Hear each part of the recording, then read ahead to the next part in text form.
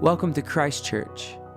The following is a homily from our Sunday morning gathering in Tulsa, Oklahoma. Enjoy.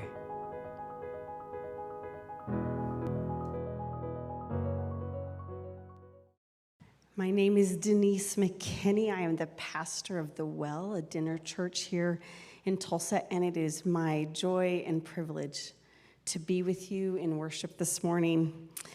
I have to tell you, I really understand how Zacchaeus feels. Now, I know you can't tell because I'm a little foot above here, and this podium fits me perfectly. But I have a great deal of experience of stepping up to a podium that comes to here, or even yesterday at the Tulsa Run, standing with my friends in the crowd at the beginning line. They're like, "Oh, there's somebody over there," and I'm like, "Where? I can't see him." And the helplessness that you feel, and the smallness, pardon the pun, that you cannot physically see what's coming or see what people are talking about. So I have a little bit of empathy for Zacchaeus because 5 feet just causes a lot of problem reaching for things in shelves and seeing something in the distance. So I love this story, and it seems to me, and I might refer to Zacchaeus as Z sometimes just because 3 syllables is repeating all the time, but it seems interesting to me that he was trying to see who Jesus was. He didn't know him. Now, maybe he had heard of Jesus, but he had just never seen him. And so he may have been thinking, who is this person?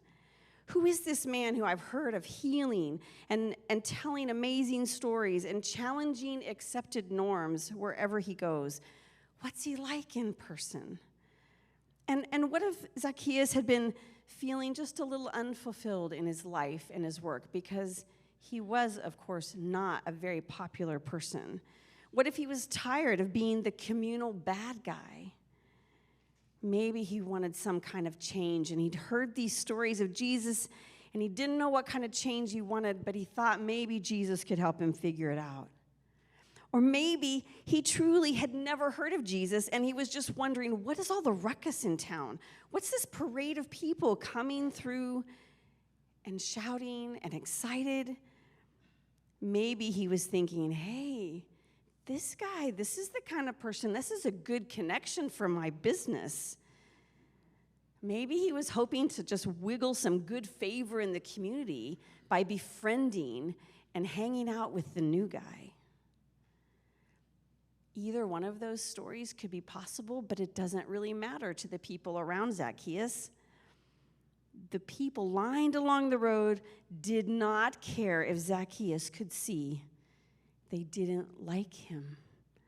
In fact, they despised him because he not only had aligned himself with the Roman Empire by working as a tax collector, but he also overcharged all of his fellow Jewish neighbors so that he could take a hefty cut off the top before sending payment into the Roman version of the IRS. And his large home, his lavish decor, and his giant meals were all because he took more than he was supposed to from people who lived in his same city. He very well could have been the reason that some people couldn't afford their basic needs. So it probably gave them great pleasure to stand in his way, creating a human wall along a road so that it would be impossible for him to see. They knew he was short. They had a legitimate complaint against him, and this was just a little bit of retaliation. So imagine their surprise when Zacchaeus climbs a tree to see over their human wall, and the person that they had been hoping to see, talk to, and maybe even heal someone that they loved that day, walked right past their outstretched hands and zeroed in on the lying, cheating tax collector hanging out in a tree. And imagine Zacchaeus' surprise at being called by name. He wanted to meet this guy, but at this point he was thinking, I just need to get a glimpse because it was just so hard to see. He was not expecting an invitation. He was not expecting Jesus to say, Zacchaeus, I must go to your house today and stay. Not just drop by, not just come in for a snack, stay. So Jesus says to him, hey, invite me to come with you. And Zacchaeus says, who, me? And Jesus says, yes, you. He can't believe his luck. He scrambles down the tree, looks around at all the scorning looks that are coming his way, and kind of smiles in victory. He's like, well, okay. And just says, okay, Jesus, and all of his friends escorts them to his house. The people on the road are stunned. Jesus has left with Zacchaeus, the guy who gets everything without earning it, taking what he shouldn't. And he now has the undivided attention of the remarkable person that they had hoped would spend time with them. And they can't help but grumble and complain at the unfairness of it all. Now, the story kind of bunches up here because there's only like 5 sentences left, but we know the scenery changes. So let's just imagine what happened next in between these sentences. It says they're complaining because Jesus had gone to the house of a notorious sinner. So we know time has passed, and Jesus and Zacchaeus and the group that they were with have gone to Zacchaeus' house. We can probably assume, because of all of the hospitality traditions at the time, that Jesus entered the home, that they shared a meal, that they had conversation, and probably spent some time getting to know each other. I feel like at some point Jesus says, Zacchaeus, what do you want to do with your life? Is this what you want? Is this what you want? And maybe they're finishing dinner and drinking some wine, and Jesus decides to give him a different view. He says, there is this awe and this joy I feel when I have been able to restore someone's health or help an outcast feel like they belong again. And there's this genuine rush of excitement and thrill when I saw 4,000 men and their families eat bread and fish that I got to multiply. And by how Zacchaeus responds in Luke's story, the answers to the questions that Jesus asked him earlier, what do you want to do? Is this what you want? It seems that Zacchaeus was thinking about it.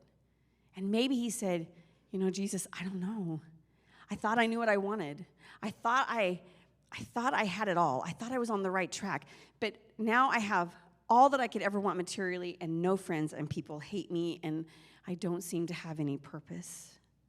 I feel so empty, depending on my wealth and not having human camaraderie. Maybe I want to follow and do what you do. Maybe I want to follow in your way.